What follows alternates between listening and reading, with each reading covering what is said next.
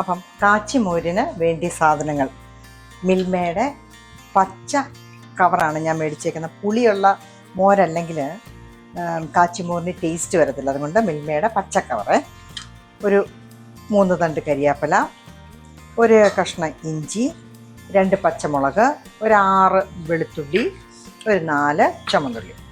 ഇതിനെല്ലാം നമുക്ക് അരിഞ്ഞു വെക്കാം. മോരിനെ നമുക്ക് അടിച്ചും വെക്കാം. അപ്പം മോര് നമ്മൾ അടിച്ചിട്ടുണ്ട്. 1 ഗ്ലാസ് വെള്ളം ചേർത്താണ് അടിച്ചത്. കൂടുതൽ വെള്ളം ഒഴിച്ചു കഴിഞ്ഞാൽ ഭയങ്കര ലൂസായിപ്പോവും. അപ്പോൾ അതുകൊണ്ട് 1 ഗ്ലാസ് വെള്ളം, പിന്നെ മിക്സി കഴുകി ഒരു ഇച്ചിരി ഒഴിച്ചിട്ടുണ്ട്. അത്രയേ ഉള്ളൂ. ഇനി എല്ലാം അരിഞ്ഞു വെച്ചു. ഇഞ്ചി, വെളുത്തുള്ളി, ചുമന്നുള്ളി, പച്ചമുളക്, കരിയാപ്പില. ഇനി പൊടികളും എടുത്തു വെച്ചു: ജീരകം, ഉലുവാപ്പൊടി, മഞ്ഞൾ പൊടി. ഇനി നമുക്ക് ഇച്ചിരി ഉലുവ മുഴുവനെ ഇടണം, കടുക് ഇടണം. അപ്പോൾ അതെങ്ങനെ ചെയ്യുന്നതെന്ന് നോക്കാം. അല്പം എണ്ണ ഒഴിച്ചു കൊടുത്തു. ഒരു ടേബിൾ സ്പൂൺ എണ്ണയൊക്കെ മതിയേ. ഈ എണ്ണ ഒന്ന് ചൂടാകുമ്പോഴത്തേനും നമുക്ക് കടുക് അതിലേക്ക് ഇട്ട് കൊടുക്കാം.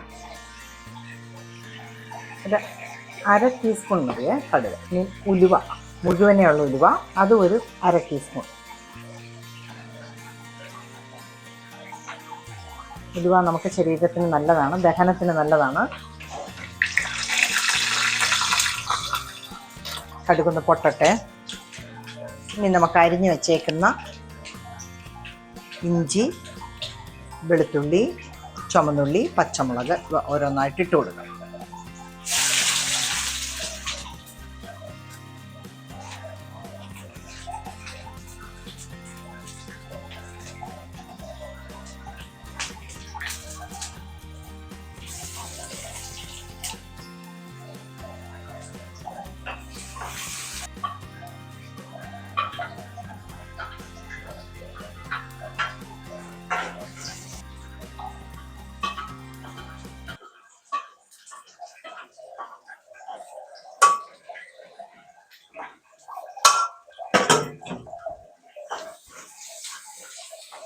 എല്ലാം ഒന്ന് മൂത്തോട്ടെ.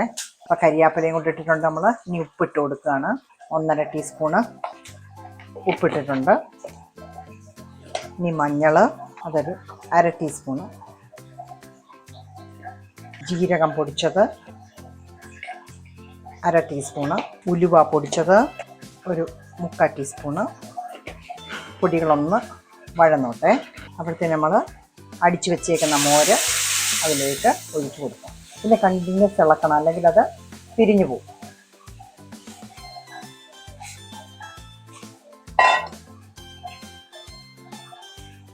മോര് നമ്മൾ അടുപ്പേൽ നിന്ന് ഇറക്കി വെച്ചാലും കുറച്ചു നേരം കൂടെ ഇളക്കേണ്ടി വരുമേ.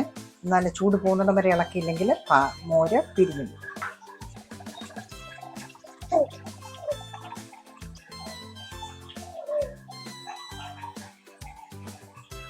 ഈ സമയത്ത് ഉപ്പ് ഉണ്ടോയെന്നൊന്ന് നോക്കണേ. ഉപ്പും പുളിയും എല്ലാം ഉണ്ട്. വെട്ടിത്തിളക്കല്. ആവി നല്ലപോലെ വരുമ്പോഴത്തേന്, ചെറിയ ആവി വരുമ്പോഴത്തേന് നമ്മൾ തീ ഓഫ് ചെയ്ത് കൊടുക്കും. ഇനി അത് ആറുന്നിടം വരെയും അല്പം ഇളക്കിക്കൊണ്ടിരിക്കണം. അപ്പം നമ്മുടെ കാച്ചിമോര് റെഡി ആയിട്ടുണ്ട്.